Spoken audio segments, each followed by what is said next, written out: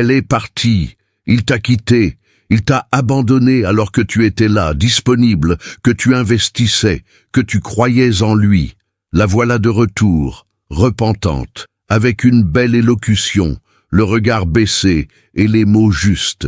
Mais voici une vérité que peu d'hommes ont le courage d'affronter. Tous les regrets ne méritent pas une seconde chance. Car lorsqu'une femme vous quitte, elle ne perd pas seulement la relation. Elle perd sa position, son accès et ses privilèges. Et si tu acceptes n'importe quoi juste parce qu'elle est revenue, vous ne vous remettrez pas ensemble. Tu te rabaisses. Un homme de valeur n'est pas motivé par le besoin. Ne confondez pas le désir et le respect. Et surtout, elle ne tolère pas les comportements qui ont déjà révélé sa véritable nature. Le retour est facile. Il est difficile de revenir changer. Et si vous ne fixez pas de limite maintenant, vous en paierez le prix plus tard. Manque de respect, mise à l'épreuve, jeux émotionnels et perte totale d'autorité au sein de la relation. Par conséquent, soyez très attentifs. Maintenant, je vais vous révéler 10 choses que vous, en tant qu'homme de valeur, ne pourrez jamais tolérer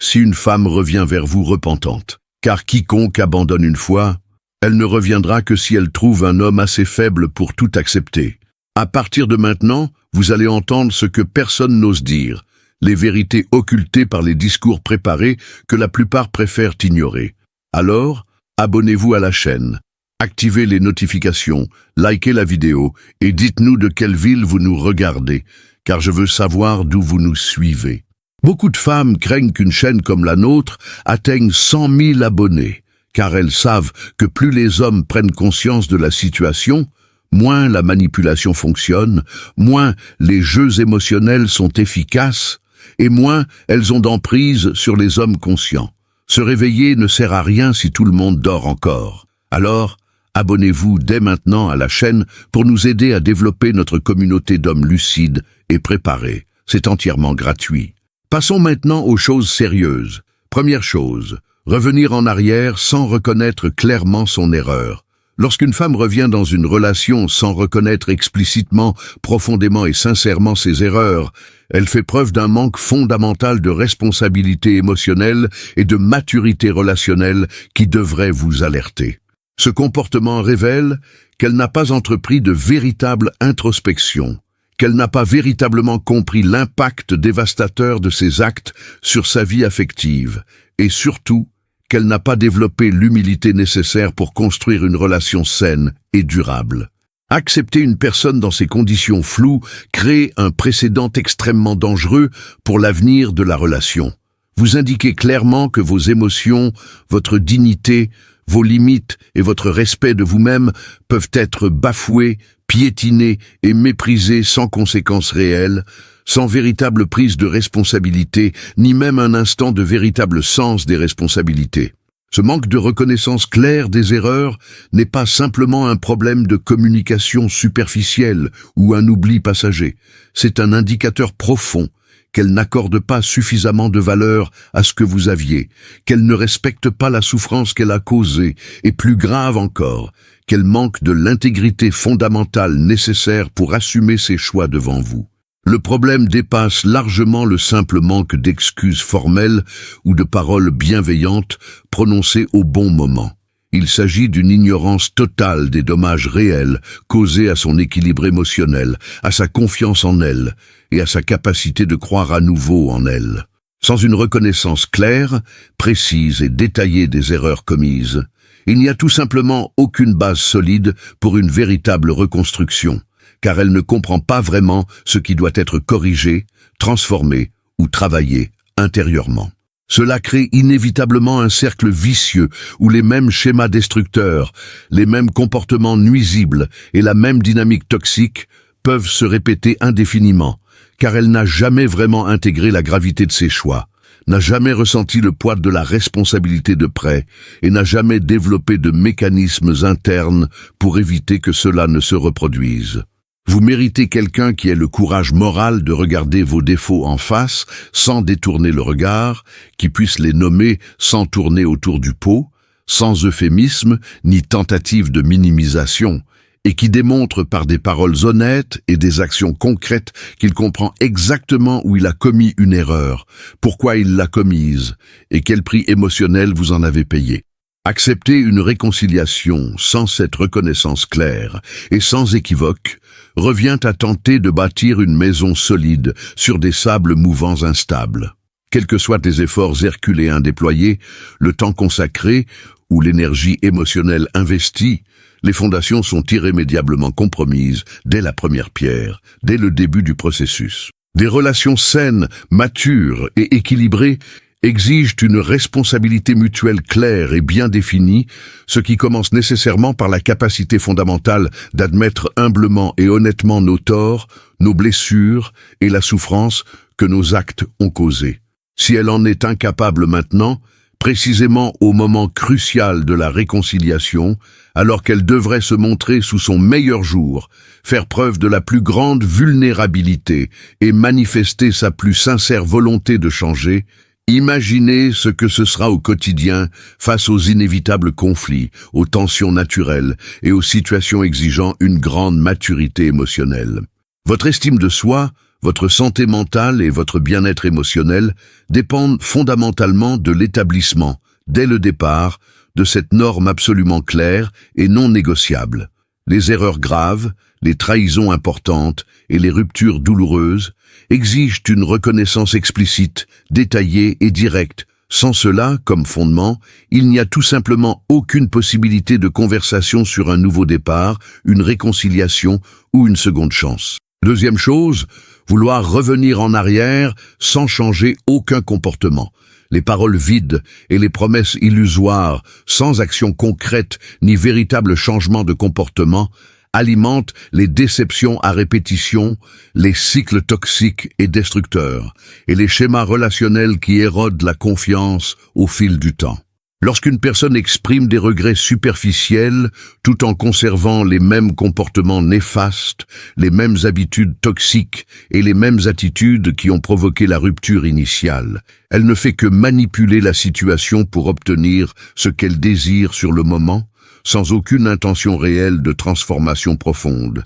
sans véritable engagement au changement, ni volonté sincère d'entreprendre le difficile travail intérieur nécessaire. Ce comportement est particulièrement cruel et psychologiquement destructeur, car il joue délibérément avec vos espoirs les plus profonds, vous faisant croire à des changements qui n'arriveront jamais, créant des attentes irréalisables et esquissant un avenir que cette personne n'a ni la capacité ni l'intention de construire. Accepter ce type de retour d'information fondamentalement erroné, c'est s'engager volontairement à revivre exactement les mêmes problèmes qui vous ont déjà fait souffrir, la même douleur émotionnelle qui vous a déjà profondément blessé et les mêmes frustrations relationnelles qui ont déjà épuisé votre patience et vous ont poussé à bout émotionnellement. Un véritable changement de caractère et une transformation comportementale authentique ne sont certainement pas des processus instantanés qui se produisent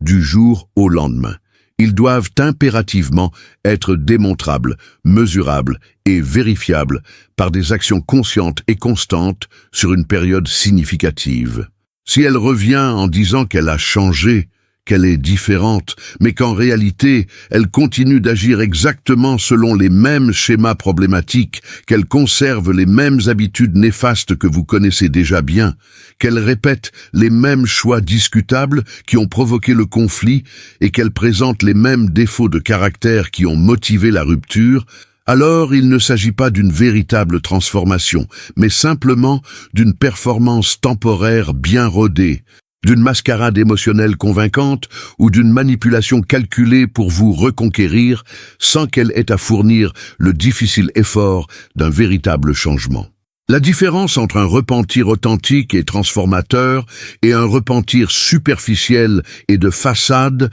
réside précisément dans les actions concrètes qui en découlent. Une personne véritablement repentante modifie certains comportements, recherche activement une aide professionnelle lorsque cela est nécessaire, coupe à la racine les schémas autodestructeurs, établit de nouvelles habitudes saines de manière constante et démontre par ses choix quotidiens qu'elle a intériorisé les leçons du passé et qu'elle s'est engagée sur une voie différente pour l'avenir. Tu ne peux pas te permettre de retomber dans ce douloureux piège émotionnel qui consiste à croire en de belles promesses qui ne se concrétisent jamais. Chaque cycle d'espoir suivi de déception érode progressivement ta capacité à faire confiance, détruit peu à peu ton estime de soi et te rend de plus en plus vulnérable émotionnellement. Lorsque tu reprends une relation sans exiger de véritables changements de comportement, concrets et durables, tu lui apprends en réalité que tes paroles suffisent à neutraliser ses actes, qu'il n'y a pas de véritables conséquences à ses comportements destructeurs et que tu seras toujours là pour la soutenir émotionnellement, quoi qu'elle fasse. C'est l'une des erreurs les plus dévastatrices qu'un homme puisse commettre dans une relation, car elle instaure un rapport de force totalement déséquilibré où tu deviens l'otage d'un cycle sans fin de promesses non tenues et d'espoirs déçus. Un véritable changement exige du temps, des efforts conscients, un inconfort important et surtout une constance sans faille. Si ces éléments ne sont pas clairement présents dans son projet de retour, alors ce que vous obtenez n'est pas une véritable seconde chance de construire quelque chose de mieux, mais simplement une pause temporaire, jusqu'à ce que les mêmes problèmes ressurgissent inévitablement de plus belle. Troisième chose, ne rompez pas les liens avec ceux qui ont participé à votre humiliation. Maintenir des liens, des amitiés étroites ou toute autre relation significative avec des personnes directement impliquées dans votre humiliation, ayant participé activement à la trahison, ayant encouragé un comportement irrespectueux ou ayant simplement assisté à votre désarroi sans vous défendre, est une preuve flagrante de déloyauté fondamentale et d'un mépris total pour votre dignité d'homme et de partenaire. Ces personnes incarnent une période de profond manque de respect, symbolisent des choix qui vous ont profondément blessé et véhiculent des souvenirs et des dynamiques fondamentalement incompatibles avec toute tentative sincère de reconstruction saine de votre relation. Si elles manquent de maturité émotionnelle, de courage moral et de respect fondamental pour se détacher complètement de ces influences toxiques et de ces relations compromises, elle indique clairement que son confort social, le confort de son entourage et la validation extérieure qu'elle reçoit de ces groupes sont plus importants à ses yeux que votre tranquillité d'esprit, votre sécurité émotionnelle et la santé fondamentale de la relation qu'elle prétend vouloir reconstruire avec vous. Il ne s'agit pas simplement d'une question de jalousie injustifiée ou d'insécurité infondée de votre part, mais d'une question légitime et non négociable de respect mutuel, de priorité relationnelle claire et d'une démonstration concrète d'un véritable engagement à repartir à zéro. La persistance de ces liens problématiques dans sa vie agit comme une plaie ouverte qui ne cicatrise jamais vraiment. Un rappel constant et douloureux de la trahison qui empêche toute possibilité de guérison émotionnelle complète et une menace permanente pour la stabilité que vous essayez de construire ensemble. Chaque interaction avec ces personnes, chaque réunion sociale en leur présence, chaque message échangé ou j'aime sur les réseaux sociaux est une nouvelle atteinte à votre confiance déjà fragile. Une confirmation qu'elle choisit de maintenir ces relations malgré le coût émotionnel pour vous, malgré la douleur qu'elles engendrent et malgré le fait qu'elles représentent l'un des pires moments de votre vie. Le problème est encore plus profond. Si l'on considère que ces personnes possèdent probablement des informations intimes sur la période de séparation, connaissent des détails que vous ignorez, ont partagé des moments où vous étiez totalement exclus, et entretiennent avec elle une complicité bâtie sur votre humiliation et votre souffrance émotionnelle. Comment pourriez-vous lui faire confiance, vous détendre dans la relation ou construire quelque chose de solide, en sachant qu'elle garde des liens avec des personnes qui ont littéralement été témoins de sa dévalorisation, voire l'ont facilité? Exiger qu'elle rompe définitivement ces liens n'est pas un signe de contrôle, de possessivité ou d'insécurité maladive.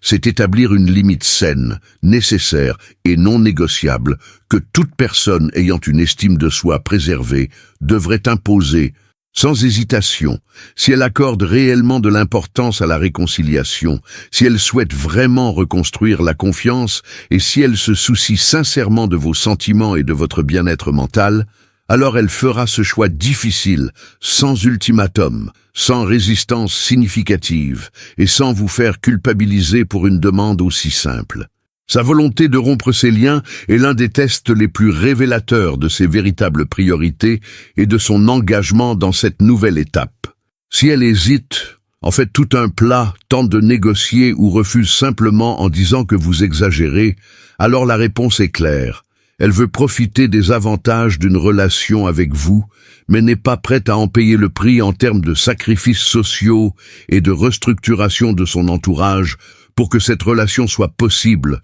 de manière saine et durable. 4e point, vouloir profiter des avantages d'une relation sans véritable engagement. Certaines personnes recherchent tous les avantages émotionnels, physiques, sociaux et pratiques d'une relation engagée. Compagnie constante, intimité sexuelle, soutien émotionnel dans les moments difficiles, présence lors d'événements sociaux, aide financière ponctuelle et reconnaissance constante. Pourtant, elles refusent stratégiquement de s'engager publiquement, d'assumer les responsabilités relationnelles et les obligations qui découlent d'un tel niveau d'implication. Cette dynamique extrêmement destructrice crée un déséquilibre relationnel. Vous êtes investi émotionnellement, vulnérable et engagé, tandis qu'elle garde stratégiquement une porte de sortie, préserve ses options et refuse de définir clairement qui vous êtes ou où cette relation vous mène. C'est une forme subtile,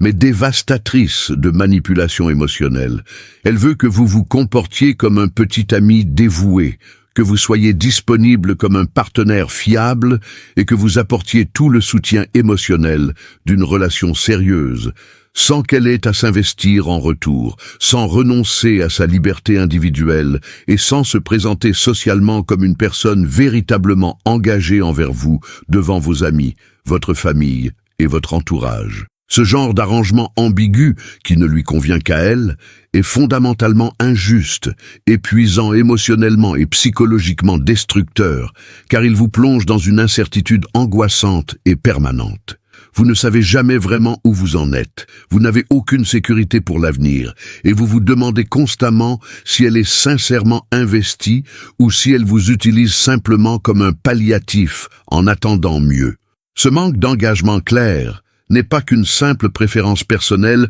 pour les relations sans lendemain. Lorsqu'elle souhaite tous les avantages d'une relation sérieuse, mais refuse l'étiquette, la définition ou l'engagement formel, elle veut en réalité le beurre et l'argent du beurre, au détriment de votre bien-être émotionnel et de votre tranquillité d'esprit. Vous méritez quelqu'un qui soit fier d'être avec vous en public, qui n'hésite pas à vous présenter comme partenaire, qui ne crée pas de catégories floues ni n'invente de termes vagues pour décrire votre relation, et qui est prêt à s'investir avec le même sérieux, le même dévouement et le même engagement que vous manifestez constamment. Acceptez moins. C'est se contenter de miettes émotionnelles quand on mérite le festin complet, c'est accepter d'être traité comme une option quand on les considère comme prioritaires, et c'est laisser quelqu'un jouer avec vos sentiments les plus profonds sans assumer la véritable responsabilité des conséquences émotionnelles de ses choix. Le véritable engagement ne se résume pas à des étiquettes sociales superficielles, à un statut sur les réseaux sociaux ou à des formalités vides de sens. Il s'agit d'une réelle volonté de construire ensemble quelque chose de durable, de choisir activement de privilégier la relation même face à d'autres options attrayantes, de faire les sacrifices nécessaires et de démontrer par des actions constantes qu'elle envisage un avenir commun et qu'elle est prête à œuvrer jour après jour pour le construire. Lorsqu'une personne souhaite profiter des avantages sans s'engager, elle révèle que vous êtes pratique, mais non indispensable, qu'elle apprécie votre présence, mais pas suffisamment pour rompre définitivement les liens, et qu'elle s'intéresse fondamentalement plus à ce que vous pouvez lui apporter qu'à construire une relation mutuellement épanouissante, équilibrée et pérenne. Vous ne pouvez pas permettre à quelqu'un de vous maintenir dans une situation relationnelle indéfinie où vous investissez une énergie émotionnelle profonde un temps précieux et des ressources importantes dans une personne qui n'est pas disposée à faire le même investissement en retour, qui vous maintient dans une zone grise perpétuellement inconfortable et qui profite de votre dévouement tout en préservant soigneusement sa propre liberté d'action sans restriction ni véritable responsabilité. 5e point, menacer de partir pendant les disputes. Utiliser la menace d'abandon comme outil de manipulation lors de conflits, de désaccords ou de disputes normales est l'une des tactiques émotionnelles les plus toxiques, destructrices et psychologiquement néfastes qu'une personne puisse employer. Lorsqu'elle menace constamment de rompre, dit qu'elle va partir, laisse entendre qu'elle est sur le point de renoncer à vous ou utilise la possibilité d'une séparation comme argument pour gagner les disputes, elle joue délibérément sur votre peur la plus profonde de la perte, manipule votre insécurité face à l'abandon et crée un climat d'instabilité émotionnelle chronique où vous ne vous sentez jamais vraiment en sécurité. Cette tactique lâche transforme chaque dispute, chaque désaccord sain, chaque moment de tension naturelle en une crise existentielle terrifiante, où vous êtes forcé de choisir entre défendre votre point de vue légitime ou éviter le risque dévastateur qu'elle mette sa menace à exécution et vous quitte réellement. Le résultat inévitable est que vous apprenez progressivement à réprimer vos propres besoins légitimes, à ravaler vos frustrations justifiées et à éviter d'affronter les vrais problèmes qui doivent être discutés. Tout cela parce que vous développez une peur paralysante que le moindre conflit puisse entraîner la fin définitive de la relation. Les relations saines, matures et fonctionnelles, reposent sur une base solide de sécurité émotionnelle mutuelle, où les deux partenaires ont confiance que les conflits et les désaccords peuvent être gérés sans que l'existence même de la relation ne soit constamment en jeu ou menacée de façon permanente. Lorsque cette sécurité fondamentale est constamment bafouée par des menaces d'abandon manipulatrices, la dynamique devient profondément dysfonctionnelle. La communication authentique devient impossible. L'expression des besoins réels est impossible sans crainte de représailles. Et l'espace sécurisant pour être vulnérable ou honnête quant à ses sentiments disparaît. Chacune de ces menaces fragilise davantage le fondement de la confiance qui soutient la relation. Chaque fois qu'elle dit « alors c'est fini » ou « je m'en vais » lors d'une dispute, elle vous conditionne à craindre les conflits sains et à associer les désaccords normaux à un traumatisme d'abandon. Cela crée un cercle vicieux où les véritables problèmes ne sont jamais résolus, car vous êtes trop occupé à limiter les dégâts émotionnels, à l'apaiser pour éviter qu'elle ne parte, et à marcher constamment sur des œufs au lieu d'aborder les problèmes sous-jacents qui nécessitent une attention et une résolution adéquates.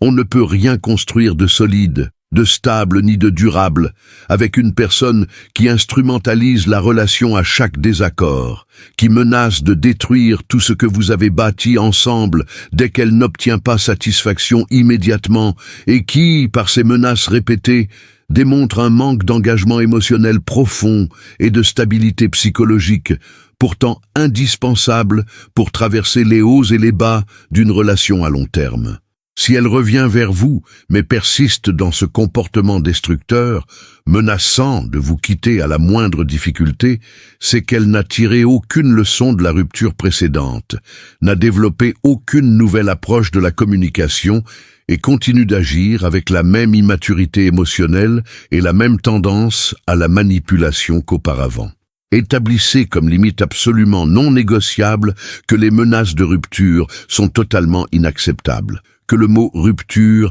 ne doit être utilisé que lorsque l'intention est sincère et non comme moyen de pression, et que si elle ne peut pas gérer les conflits normaux sans recourir au chantage affectif par des menaces d'abandon, alors elle n'est tout simplement pas prête pour une relation adulte sérieuse et vous ne devriez pas investir votre temps, votre énergie et votre santé mentale dans une personne qui fonctionne de cette manière fondamentalement dysfonctionnelle. 6e chose, dire que cela n'a plus d'importance. Lorsqu'elle tente de minimiser, d'ignorer ou d'invalider complètement des problèmes légitimes qui vous ont profondément blessé en disant « ce n'est plus important », c'est fini, il faut passer à autre chose, ou ça ne sert à rien de ressasser le passé, elle essaie en réalité de vous forcer à refouler votre douleur sans la traiter correctement, à enfouir vos sentiments légitimes sans les résoudre véritablement et à passer artificiellement à autre chose sans véritable guérison,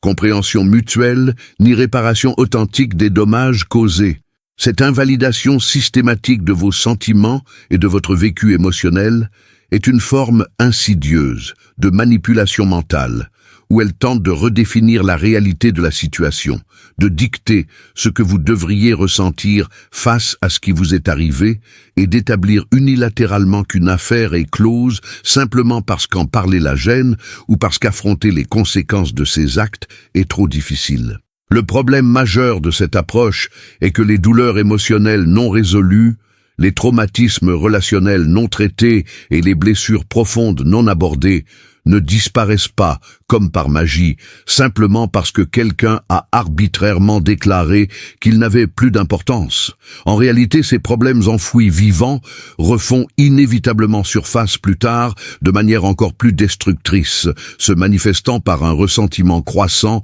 et rongeant silencieusement la relation de l'intérieur jusqu'à ce qu'il ne reste plus rien de solide pour la maintenir. Vos émotions, votre douleur et votre besoin de compréhension et de résolution n'ont pas de date d'expiration arbitraire, dictée par sa convenance ou le calendrier qu'elle juge approprié pour passer à autre chose. Si quelque chose vous dérange encore, si certains actes vous font encore souffrir, s'il existe des problèmes non résolus qui continuent de vous affecter émotionnellement, alors ces choses ont objectivement encore de l'importance et méritent d'être discutées, analysées et résolues correctement jusqu'à ce que vous ressentiez véritablement un apaisement, une compréhension et une réparation suffisants. Lorsqu'elle tente de vous imposer ce discours selon lequel vous devriez simplement laisser tomber ou tourner la page, sans qu'il y ait eu un véritable processus de responsabilisation, de compréhension de vos émotions et de travail commun pour reconstruire la confiance, elle vous demande en réalité de faire tout le travail émotionnel difficile seule, de pardonner sans qu'elle ait rien fait pour mériter ce pardon, et de porter seule le fardeau de la guérison, tandis qu'elle se dégage inconfortablement de toute responsabilité pour le mal qu'elle a causé. Cela crée une dynamique extrêmement déséquilibrée où vos sentiments sont traités comme des désagréments agaçants qu'il faut rapidement ignorer, au lieu d'être considérés comme des expériences valables qui méritent d'être honorées, comprises et abordées avec soin, patience et respect mutuel. Une véritable réconciliation et une guérison relationnelle authentique exigent que les deux parties soient disposées à aborder les conversations difficiles autant de fois que nécessaire, à faire preuve de patience face au processus émotionnel complexe de l'autre et à comprendre que la confiance brisée se reconstruit lentement par des actions constantes sur le long terme et non par des déclarations miraculeuses du type « c'est fini » ou par des pressions visant à accélérer artificiellement le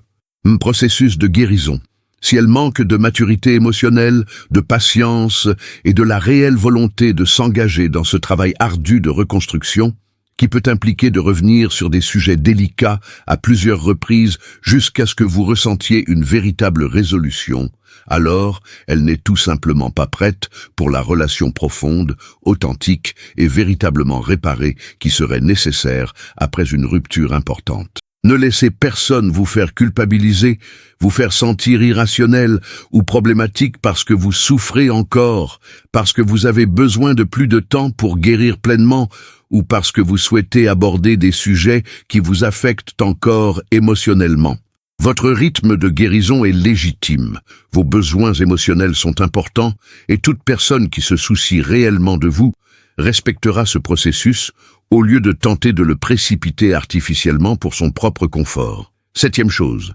gardez un contact fréquent avec vos ex. Maintenir une communication active, constante et inutile avec d'anciens amants, ex-petits amis ou toute personne avec qui elle a eu une relation amoureuse ou sexuelle par le passé constitue une violation flagrante de l'exclusivité émotionnelle et un mépris manifeste des limites fondamentales qui devraient exister dans toute relation saine et engagée. Lorsqu'elle insiste pour préserver ces liens sous de vagues justifications telles que « on est juste amis maintenant »,« c'était il y a longtemps » ou « tu manques de confiance en toi », elle ignore délibérément le fait évident qu'il ne s'agit pas d'amitiés ordinaires et neutres. Ce sont des relations construites sur une attirance mutuelle, une intimité physique passée et une histoire commune qui portent inévitablement une charge émotionnelle et sexuelle qui n'existe tout simplement pas dans les véritables amitiés platoniques dès le départ.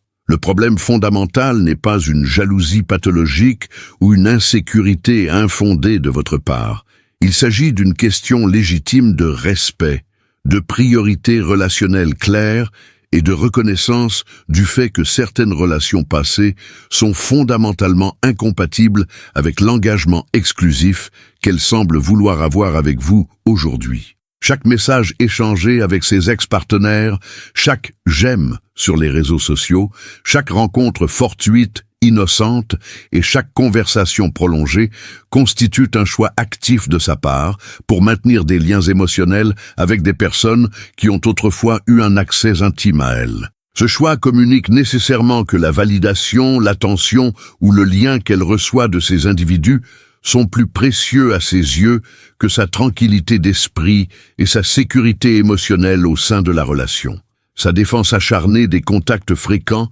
avec ses ex-partenaires, surtout lorsque vous exprimez un malaise légitime, en dit long sur ses véritables priorités et sur l'importance qu'elle accorde à votre relation. Si, comme elle le prétend, maintenir ces liens problématiques était réellement sans importance, alors y mettre fin pour préserver l'harmonie de votre couple et respecter vos sentiments légitimes devrait être une évidence. Le fait qu'elle résiste, argumente avec véhémence, vous fasse culpabiliser de poser la question ou refuse catégoriquement de prendre ses distances avec ces personnes, indique clairement que ces relations ont une valeur inestimable à ses yeux. Une valeur qu'elle refuse de sacrifier, même si cela vous cause de l'insécurité, de l'anxiété et une souffrance constante. Ce schéma devient encore plus problématique si l'on considère qu'elle ne serait probablement pas à l'aise si les rôles étaient inversés, si vous mainteniez des contacts intimes et fréquents avec d'anciennes petites amies ou des femmes avec lesquelles vous avez eu des relations sexuelles. L'application sélective de ces schémas, où elle exige une confiance totale tout en maintenant des comportements qui génèrent naturellement de la méfiance, est une forme de manipulation qui crée une dynamique relationnelle, injuste et émotionnellement épuisante, où vous êtes forcé d'avaler un malaise constant, tandis qu'elle préserve des libertés qui sapent activement l'exclusivité émotionnelle qui devrait exister entre vous. Dans une relation véritablement engagée, respectueuse et émotionnellement stable, les deux partenaires doivent faire le choix conscient d'établir et de maintenir des limites appropriées avec les personnes issues de relations amoureuses passées, surtout si la partenaire actuelle exprime un malaise légitime face à ces liens persistants. Il n'y a aucun besoin légitime ni justification valable pour maintenir des contacts fréquents, des conversations intimes prolongées ou des amitiés étroites avec des personnes avec lesquelles elle a eu une relation amoureuse ou sexuelle. Toute communication nécessaire avec ces personnes pourrait se faire de manière sporadique, superficielle et en toute transparence, témoignant ainsi du respect que vous portez à votre relation. Si elle revient en disant vouloir reconstruire la confiance, mais refuse catégoriquement de prendre ses distances avec ses ex, ses actes contredisent directement ses paroles et révèlent son refus de faire les sacrifices nécessaires pour que vous vous sentiez en sécurité, valorisé et au centre de votre relation. Établissez comme une limite absolument non négociable que les contacts fréquents avec d'anciennes conquêtes sont inacceptables, que les amitiés étroites avec des personnes d'un passé romantique sont incompatibles avec le type de relation exclusive que vous recherchez, et que si elle ne peut pas respecter cette limite fondamentale, alors elle n'est tout simplement pas prête pour le niveau d'engagement et de fidélité émotionnelle que vous méritez. et que toute relation saine exige comme base. Huitième chose, suivez les hommes qui ont un motif caché évident. Lorsqu'elle entretient, cultive ou ajoute à son réseau social des hommes qui manifestent un intérêt romantique ou sexuel évident, voire explicite, elle se constitue délibérément un harem numérique de validation extérieure, se ménageant des options de secours et signalant sa disponibilité émotionnelle à d'autres hommes, même si elle est censée être engagée envers vous. Suivre des hommes qui laissent des commentaires suggestifs sur ses photos, qui lui envoient des messages privés clairement intéressés, qui manifestent des intentions allant bien au-delà de l'amitié platonique, ou qui ont déjà tenté une approche romantique, n'est pas un comportement innocent, anodin ou insignifiant, c'est un choix conscient de maintenir ses portes entr'ouvertes, de continuer à recevoir une attention masculine valorisante de diverses sources, et de préserver un ego surdimensionné, grâce à l'approbation constante d'hommes prêts à prendre sa place si elle s'éclipsait. L'argument manipulateur, selon lequel ce ne sont que des suiveurs, tout le monde suit tout le monde, ou ça ne veut rien dire,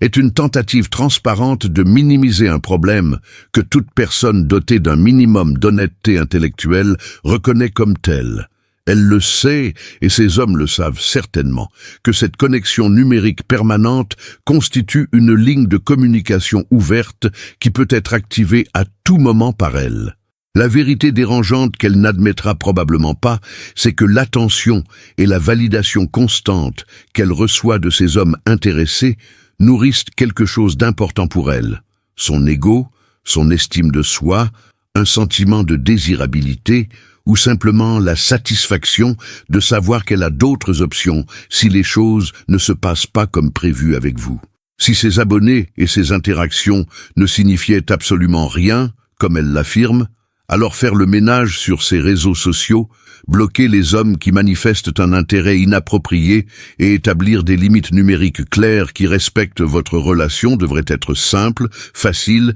et même évident. La résistance farouche qu'elle oppose lorsque vous le lui suggérez, sa attitude défensive exagérée lorsque vous lui demandez pourquoi elle a besoin de garder ces hommes près d'elle, et les justifications alambiquées qu'elle invente pour expliquer pourquoi elle ne peut pas simplement se désabonner de personnes qui ont clairement des arrière-pensées, révèlent que ces relations ont plus de valeur à ses yeux qu'elle ne veut bien l'admettre. Ce comportement crée un climat de compétition constante et dégradante où vous vous sentez obligé de rivaliser sans cesse pour attirer son attention avec des dizaines, voire des centaines d'autres hommes qu'elle entoure délibérément, où votre position de partenaire ne semble jamais totalement assurée et où vous vivez avec le sentiment désagréable qu'elle évalue constamment ses options et garde un plan B, C et D facilement accessible par un simple message direct. Vous ne devriez pas avoir à subir la réalité inconfortable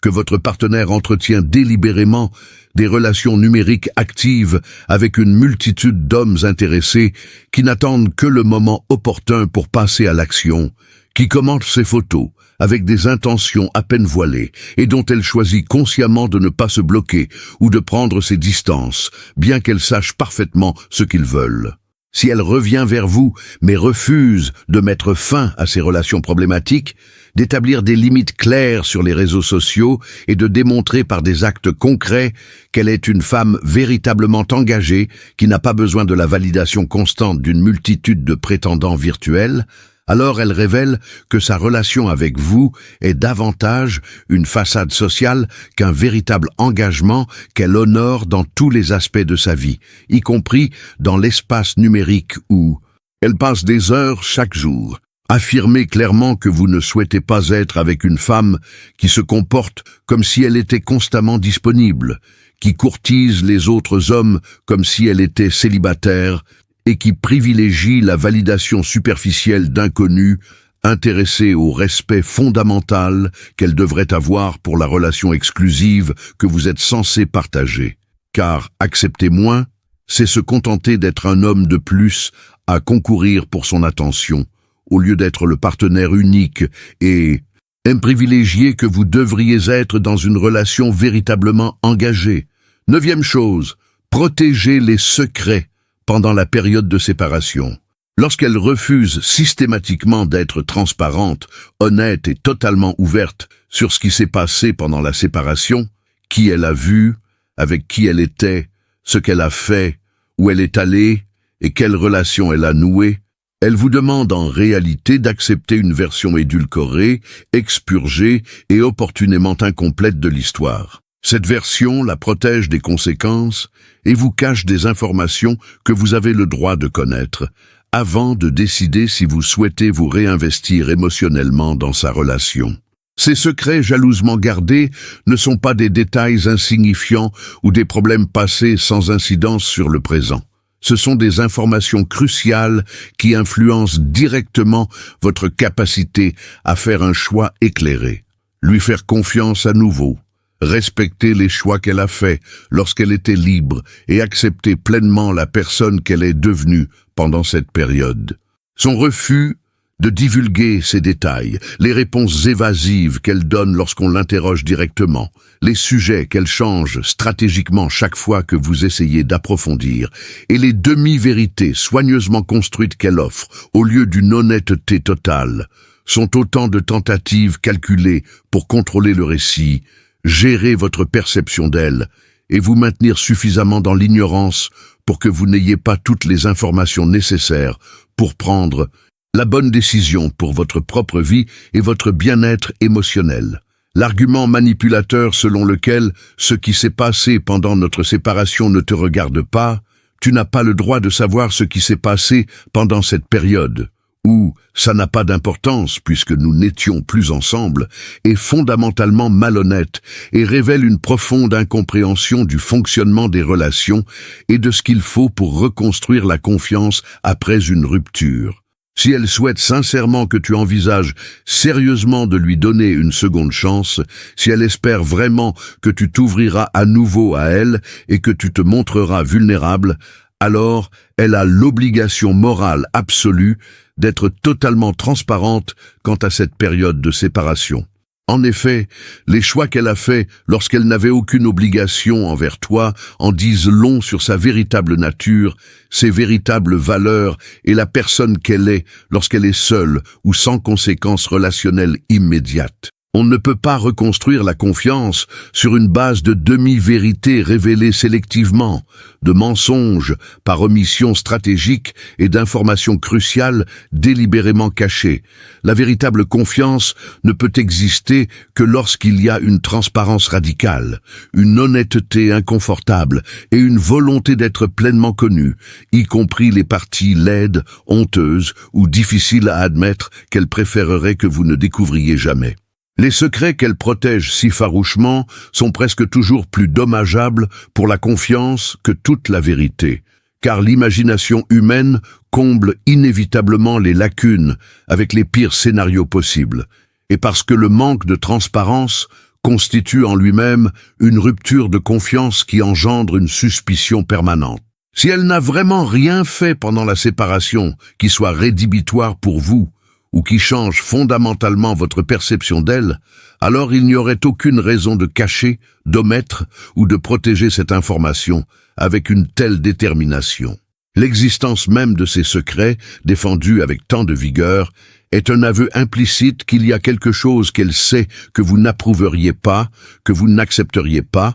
ou qui vous amènerait à reconsidérer complètement votre désir d'être avec elle. Établissez comme condition absolument non négociable à toute réconciliation qu'elle soit totalement transparente sur la période de séparation, qu'elle réponde à toutes vos questions honnêtement et en détail, même si les réponses sont difficiles pour elle. Et comprenez que si elle ne peut ou ne veut pas le faire, il n'y a tout simplement aucune base pour reconstruire la confiance et vous perdez tous les deux votre temps à essayer de forcer quelque chose qui ne peut pas fonctionner sans cette base essentielle d'honnêteté radicale et de transparence totale. 10e point, utilisez la jalousie comme une arme. Utilisez la jalousie de manière stratégique et manipulatrice pour tester votre intérêt, vous maintenir dans l'insécurité et la compétition, obtenir plus d'attention et d'efforts de votre part, ou simplement exercer un pouvoir psychologique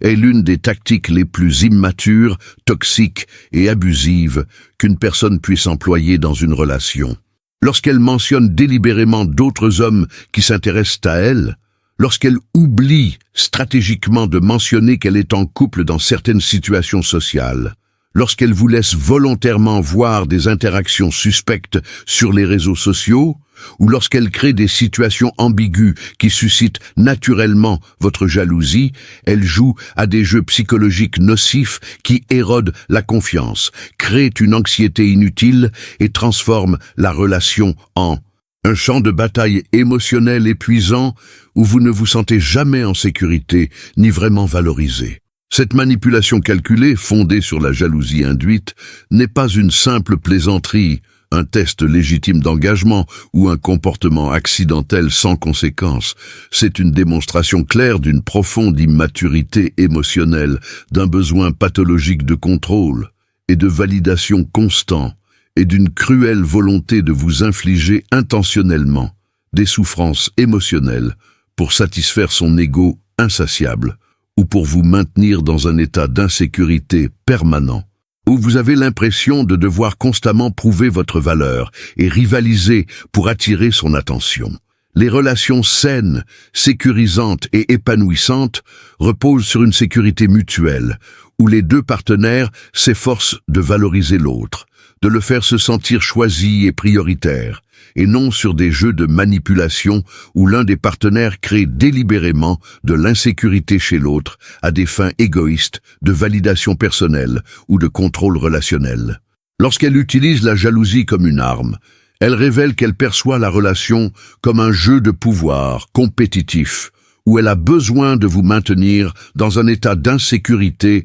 et de tension constant pour vous inciter à investir un maximum d'énergie à la séduire sans cesse, plutôt que comme un partenariat collaboratif où chacun œuvre à créer un environnement émotionnellement sûr et mutuellement satisfaisant. Le problème s'aggrave lorsque vous réalisez que cette tactique fonctionne en exploitant délibérément vos insécurités, votre peur de la perte et votre besoin humain naturel de vous sentir spécial et irremplaçable aux yeux de la personne aimée. Elle instrumentalise vos sentiments les plus vulnérables contre vous, les utilisant comme levier de manipulation pour obtenir de vous certains comportements, plus d'attention ou une validation constante. Tu mérites d'être avec quelqu'un qui te fait te sentir en sécurité et en confiance dans la relation, et non avec quelqu'un qui exploite stratégiquement ton insécurité à son propre avantage ou par simple malaise. Si elle revient vers toi mais persiste dans ce comportement destructeur, provoquer intentionnellement ta jalousie, évoquer d'autres hommes de façon calculée pour susciter une réaction, ou créer des situations ambiguës qui te font douter de ta place dans sa vie, alors elle n'a manifestement pas mûri émotionnellement durant la séparation, n'a pas développé l'empathie essentielle à une relation amoureuse épanouissante et continue d'agir selon le même schéma toxique et immature qui a probablement contribué au problème ayant mené à la rupture. Établissez comme une limite absolument ferme et non négociable que vous ne participerez pas à des jeux psychologiques impliquant une jalousie manipulatrice, que vous n'êtes pas intéressé à rivaliser constamment pour son attention ou à prouver sans cesse votre valeur par des réactions émotionnelles à ses tests, et que si elle a besoin de ce genre de validation malsaine, alimentée par son insécurité, pour se sentir désirée ou puissante, alors elle devrait consulter un thérapeute pour régler ses profonds problèmes d'estime de soi, au lieu d'être dans une relation où elle causera inévitablement des dommages émotionnels importants par ses tactiques manipulatrices et émotionnellement abusives. 11e chose, supprimez les messages. Lorsque vous découvrez qu'elle supprime systématiquement des conversations, efface des messages spécifiques, supprime régulièrement l'historique des discussions, ou s'arrange pour effacer toute trace de certaines interactions dans les applications de messagerie, vous êtes face à un signal d'alarme majeur et indéniable. Ce signal indique un comportement délibérément trompeur, une dissimulation active d'informations compromettantes et une conscience coupable quant à des communications que vous désapprouveriez si vous y aviez pleinement accès. Les personnes qui n'ont rien à cacher ne développent pas de telles habitudes d'effacement numérique. Cette pratique spécifique et laborieuse de nettoyage sélectif des conversations est exclusivement le fait de personnes qui entretiennent des communications inappropriées, dissimulent des interactions suspectes ou préservent des liens secrets qui violent les limites de la relation que vous êtes censé partager. L'argument de la défense selon lequel elle aime simplement garder son téléphone organisé, qu'elle supprime les anciennes conversations par habitude ou qu'elle ne sauvegarde pas les messages pour des raisons de confidentialité est manifestement faux, car une gestion normale du stockage n'exige pas la suppression sélective des conversations juste après qu'elles aient eu lieu, n'implique pas la suppression de messages spécifiques dans les conversations conservées et n'explique certainement pas pourquoi seules certaines personnes ou certains types de conversations semblent disparaître mystérieusement, tandis que d'autres conversations restent intactes indéfiniment. La vérité, aussi dérangeante soit-elle, est que la suppression de messages constitue une forme de trahison en soi, indépendamment de leur contenu précis. Il s'agit en effet d'un choix conscient et prémédité de vous dissimuler une partie de sa vie numérique, de vous maintenir délibérément dans l'ignorance de ces communications et de construire activement une version édulcorée de la réalité. Cette version vous empêche de comprendre pleinement son comportement en votre absence. Ce comportement secret crée une asymétrie d'informations fondamentales. Elle est parfaitement au courant de vos interactions, tandis que vous n'avez qu'une vision partielle, manipulée et stratégiquement incomplète des siennes. Cette inégalité d'information détruit inévitablement toute possibilité de confiance véritable, car vous savez qu'une version complète de la vérité vous est sciemment et systématiquement cachée.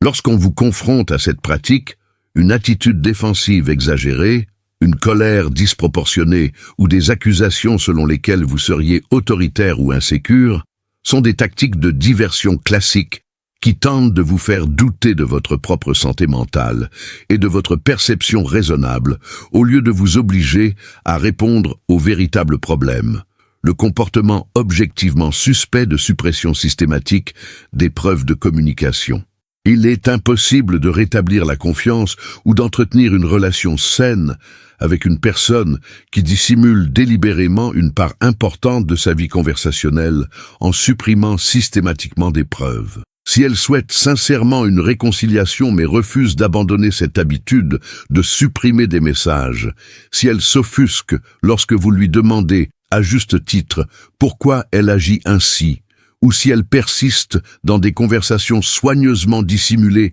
même après que vous ayez exprimé un malaise légitime face à cette pratique, alors il est clair qu'elle privilégie sa capacité à garder des secrets plutôt que sa capacité à vous offrir la transparence fondamentale dont toute relation post-réconciliation a absolument besoin. Affirmez clairement et sans hésitation que la suppression sélective de messages est inacceptable, que la transparence numérique est essentielle pour rétablir la confiance et que si elle ne peut pas utiliser ces appareils ouvertement, sans avoir besoin de cacher ou de supprimer des communications car elle respecte toutes les limites appropriées de la relation, alors elle n'est pas prête pour le niveau d'honnêteté et d'ouverture nécessaire à une relation saine, fiable et durable sur le long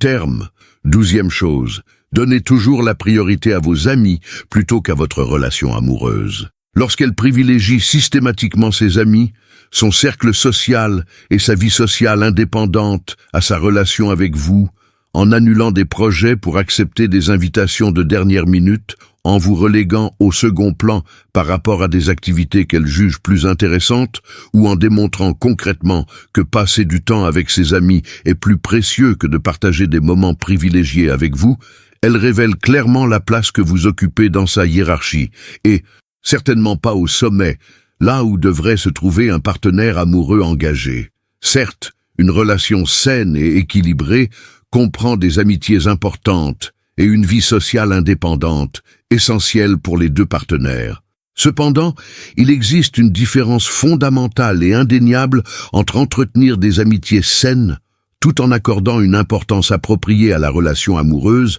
et traiter systématiquement son partenaire comme une solution de repli, à qui elle ne prête attention que lorsqu'elle n'a rien de plus intéressant à faire. Quand vous avez constamment l'impression d'être une solution de repli, quand vos projets communs sont les premiers à être sacrifiés au moindre conflit d'horaire, quand elle consacre beaucoup plus de temps, d'énergie et d'enthousiasme à des activités avec ses amis qu'à entretenir votre relation, alors vous n'êtes pas dans une relation véritablement engagée. Vous êtes constamment en compétition pour des miettes d'attention avec un groupe de personnes qui, de toute évidence, ont la priorité sur vous. Le problème s'aggrave lorsqu'on réalise que ce déséquilibre ne se résume pas à une simple question de gestion du temps ou d'emploi du temps chargé. Il s'agit de ce qu'elle valorise vraiment et de ce qu'elle choisit d'investir, son énergie, son temps précieux et son enthousiasme le plus sincère.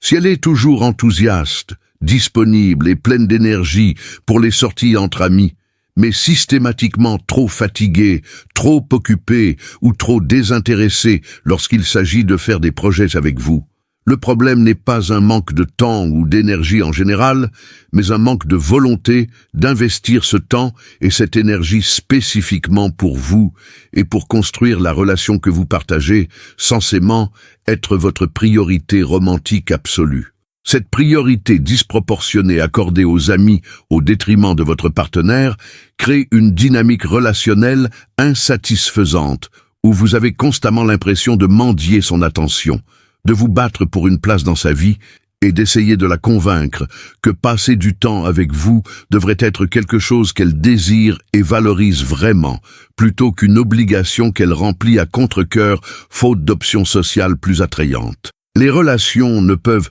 ni s'épanouir ni se développer profondément lorsque l'un des partenaires traite systématiquement l'autre comme un divertissement de secours, une compagnie de second ordre, ou comme quelqu'un qui ne reçoit de l'attention que dans les moments de vide qui restent, une fois que toutes les véritables priorités sociales ont déjà été pleinement satisfaites. Tu mérites d'être avec quelqu'un qui te fait sentir comme une véritable priorité, qui protège activement les moments de qualité passés ensemble, qui démontre par des choix constants que la construction de la relation est suffisamment importante pour parfois refuser des invitations sociales tentantes, et qui trouve un juste équilibre entre une vie sociale indépendante et un engagement profond dans la relation amoureuse, sans te donner l'impression d'être constamment en compétition avec ses amis pour leur attention. Si elle revient en voulant se réconcilier, mais persiste dans ses comportements, en privilégiant systématiquement ses amis, en annulant des projets dès qu'une sortie plus intéressante se présente, en dépensant une énergie et un enthousiasme disproportionnés pour les activités sociales, et en considérant les moments passés avec toi comme une corvée, plutôt que comme un précieux moment. Alors rien n'aura vraiment changé, et tu te prépares à revivre exactement les mêmes sentiments de dévalorisation, de négligence affective et de marginalisation qui t'ont probablement déjà profondément blessé. Affirmez clairement que vous devez être considéré comme une véritable priorité et non comme une solution de repli, qu'une relation engagée exige un investissement conséquent en temps et en énergie de la part des deux partenaires, et que si elle ne peut ou ne souhaite pas procéder à ce rééquilibrage nécessaire des priorités afin que vous obteniez la place d'importance qui revient à un partenaire romantique, alors elle n'est tout simplement pas prête pour le type de relation exclusive, engagée et mutuellement prioritaire, que vous méritez avec quelqu'un qui vous apprécie véritablement et qui choisit activement d'investir dans la construction d'une relation significative à vos côtés. Si cette vidéo vous a touché, montrez votre soutien. Aimez-la, abonnez-vous à la chaîne et écrivez gratitude en commentaire. Ce simple geste permet à l'algorithme de diffuser ce message à davantage d'hommes qui ont besoin d'ouvrir les yeux et de retrouver leur force intérieure. Chaque interaction que vous faites contribue à ce mouvement. Merci de nous suivre. Restez connectés. Chaque jour, nous partageons des idées et des conseils pour vous aider à renforcer votre mental, à reconstruire votre confiance en vous et à prendre votre destin en main. Gros bisous et à bientôt dans la prochaine vidéo.